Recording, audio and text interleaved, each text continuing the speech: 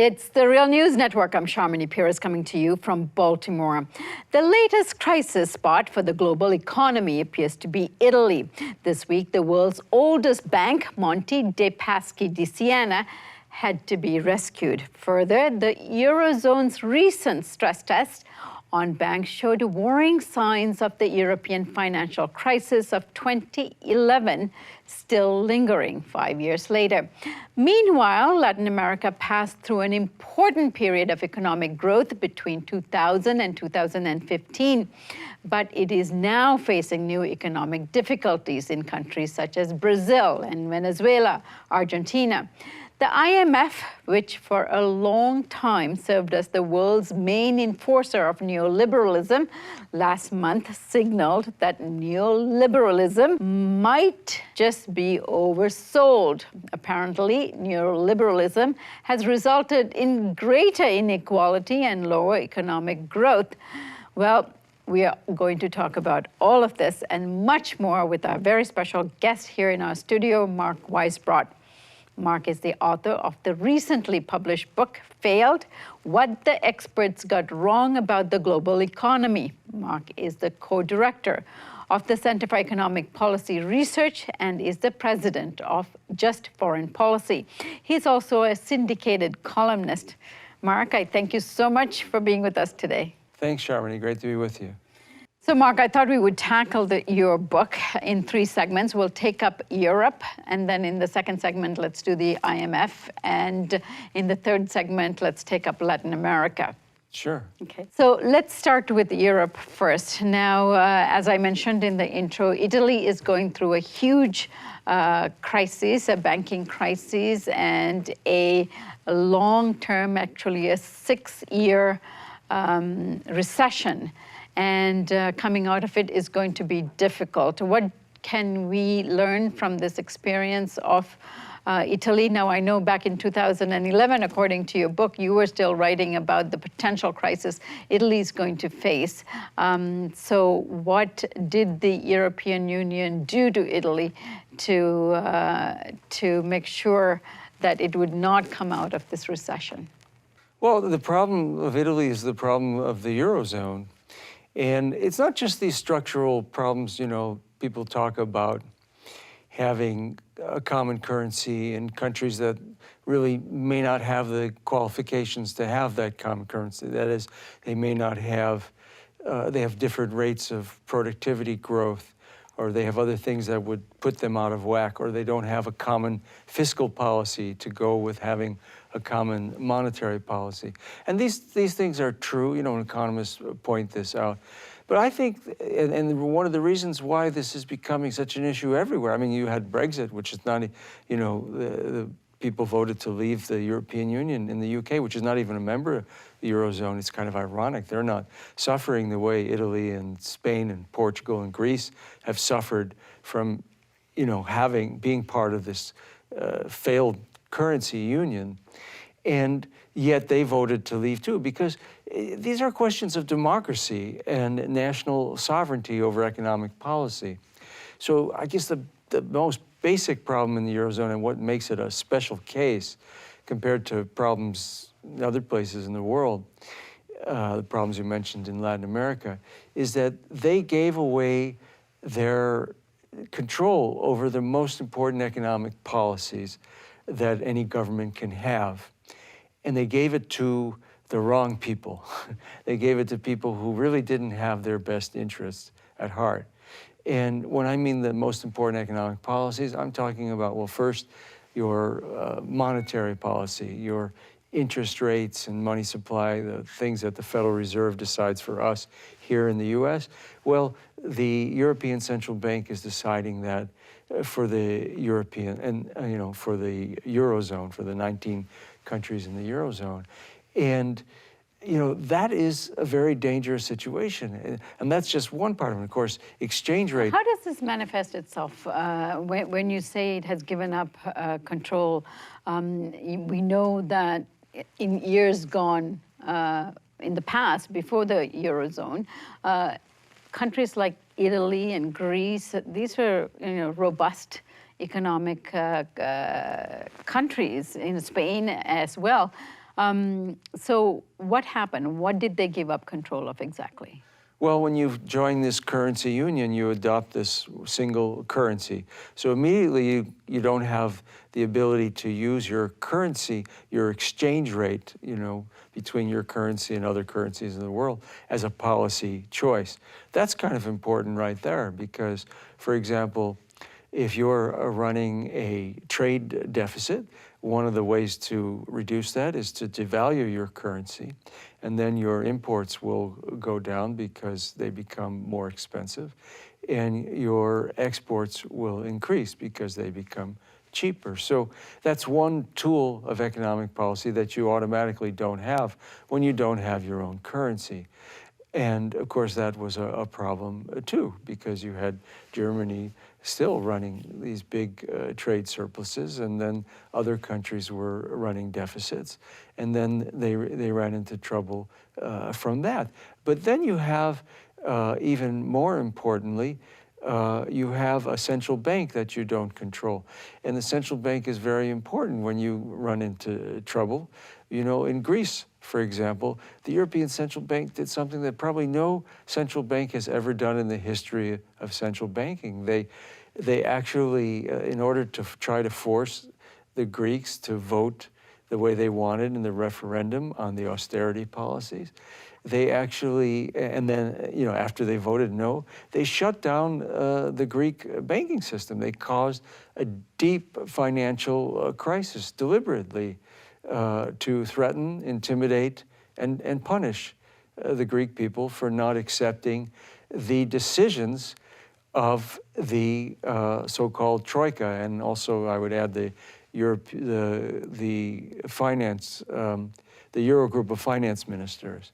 So this is what they did. And so these countries, Greece and Spain and Portugal and Ireland, they found that they not only lost control over their exchange rate policy, their monetary policy and interest rates, but when they got into trouble, they lost control over their fiscal policy, their budget policy as well, was being dictated by these unaccountable, unelected authorities. And I think that's where the democracy and national sovereignty questions are so paramount.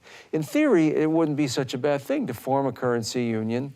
I mean, the United States has one currency for all of the United States. We're economically integrated, okay? So, and you could conceivably do that with a group of countries that was economically integrating, not, at a steady pace, as Europe was. But you can't have it with authorities that have a whole different agenda. And that's the thing I wrote about that I think has not been emphasized enough. That is, these European authorities, the European Central Bank, the European Commission, the Eurogroup of Finance Ministers, which, as Yanis Varoufakis, the former finance minister of Greece, always points out, is not even a legitimate group. There's no legal basis for it. And then, of course, the IMF was brought in as well, so that's the four of them. They had a political agenda. They wanted to change Europe in a way that would diminish the social and economic protections that they have. And this isn't a conspiracy theory. You can see this. There are hundreds of pages of documents showing that they wanted to cut healthcare spending, they wanted to cut pension spending, they wanted to reduce the bargaining power of labor. In June, you had all these strikes and protests in France. That's what that was about. The government tried to implement a policy which basically reduced labor's bargaining power by making it harder for them to bargain in a sector rather than individually against companies.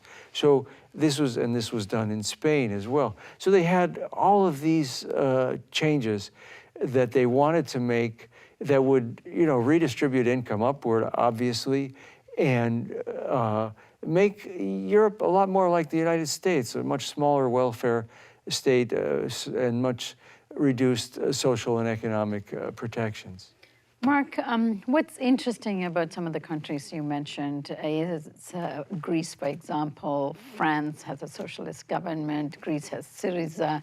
Now, even if we look at Italy, you know, we finally got rid of Berlusconi, and we have a government that came to power as a result of having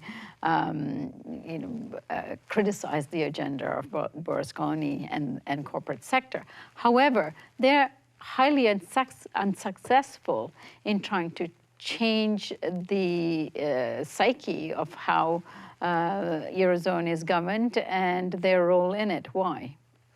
Well, it is complicated, and that's why I say it is kind of a special case, because you know, something like this wouldn't happen in the United States, for example, and it is really different. They have twice the unemployment rate that we have right now because of these terrible economic policies. Here, you know, even if Mitt Romney had been elected in 2012, he wouldn't have done the kinds of things that you see in Europe.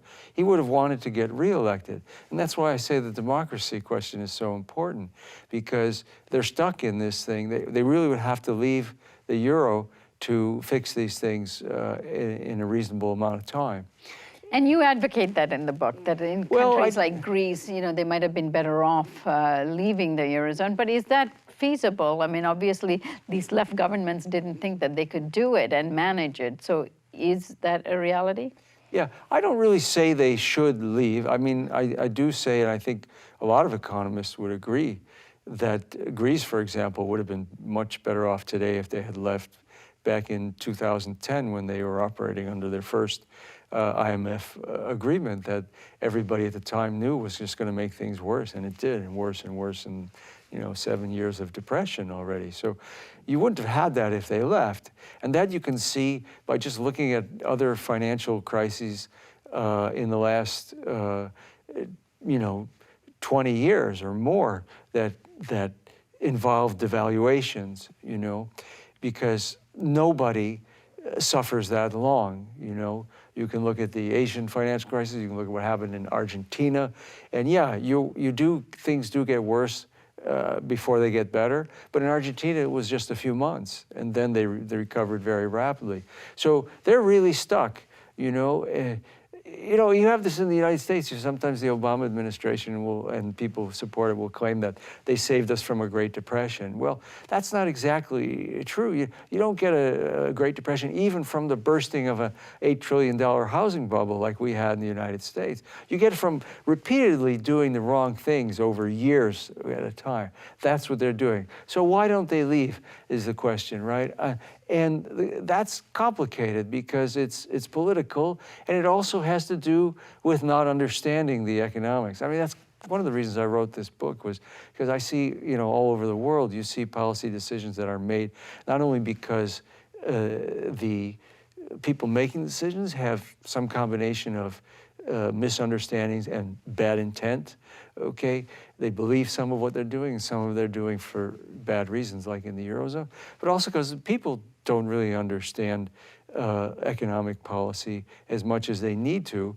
And I think if they really understood what the Eurozone was doing to them, yeah, there would be a basis for these governments to leave, a popular basis for them to leave. One thing about the popular movements that was behind Syriza and now the unity government in Greece and the prolonged crisis, economic crisis that they have been in, they have a highly educated class of people now who can, ordinary people, who can actually talk about how the economy is impacting on them. And when we were there in Greece last year and then this year, always heartened to find out how much they can talk about what's happening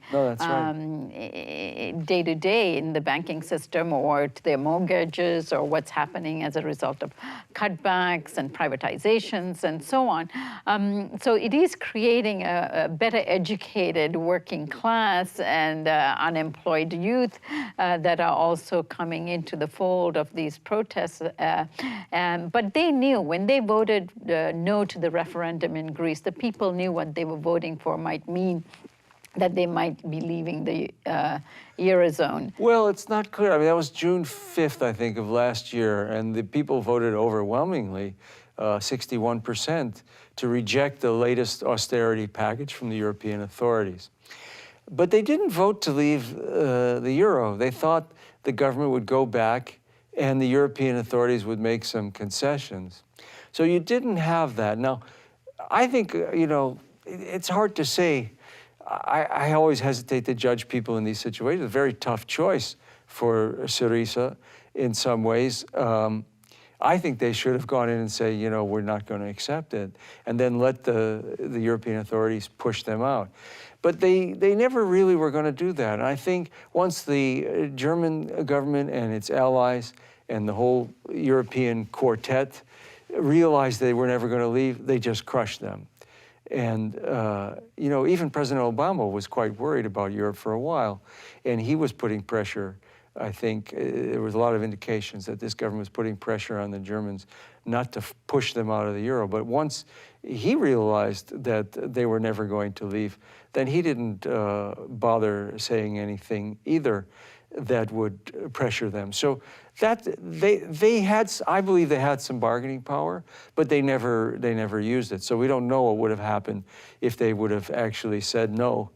It's possible they would have made some concessions. Mark, the decision of the British people to follow through with the Brexit was profound. What does this mean for Europe now? And also, if you could comment on the fact that whether UK maintained any of their national sovereignty and their ability to have more control over their economic policy as a result of not being a part of the euro. Well, I think there's some, because remember, they're not in the Eurozone. So they did have, and this helped them a lot with their recovery. They had their own central bank, and they used monetary policy and quantitative easing like, the Federal Reserve did here much earlier than they did in the Eurozone. And so their unemployment rate is lower. They are much lower than the Eurozone. And they did do better, but not of course, as well as they could, not nearly as well as they could or should have. And but on the other hand, they're still part of this European Union, and the European Union also has a neoliberal project. They still are, they have this fiscal pact that agrees that governments will have to reduce spending, for example, and keep their even from current levels today, and keep their deficits below a certain level. And the UK is part of that too. Now, I wish I could say that people voted for Brexit for all those right reasons, but they didn't. It was a demagogic, anti-immigrant, and racist campaign. But nonetheless, it is related to the troubles of the rest of the whole European Union and the Eurozone, because there is still this neoliberal project within the European Union that it hurts the UK as well. Now, what options are there? There are some changes in Europe. You see, with Syriza in power, maybe the situation in France, turning in. If they would actually govern with their platform, the Socialist Party of France, you have the possibility of a leftward shift in places like Spain and Portugal, of course. Now, there is a shift going on in Europe. Do you think that would help in terms of setting better economic policy for Europe that would benefit ordinary people? Well, it is going in that direction. What happened is the center-left kind of collapsed because they supported the austerity. So, for example, in Greece, you had the Socialist Party of Greece, PASOK, which got over 40% of the vote for 40 years. And then they had something like 4 or 5 in the last election. So that's because they supported the austerity. Now, in that country, of course, most of their support went to Syriza. It went to the left. And so, but it doesn't always go that way. It can go, in France, a lot of it is going to the right. Okay, so it depends. In Spain, a lot of it went to Podemos, the left party. That is, the center-left lost its support to the left, not to the right. So they're moving forward some. Podemos is the third largest party, something that just created a couple of years ago, and it's a left party. It's actually, they had a coalition in the last election with Izquierda Unida, the United Left. And so, so it really depends where it goes at the national level.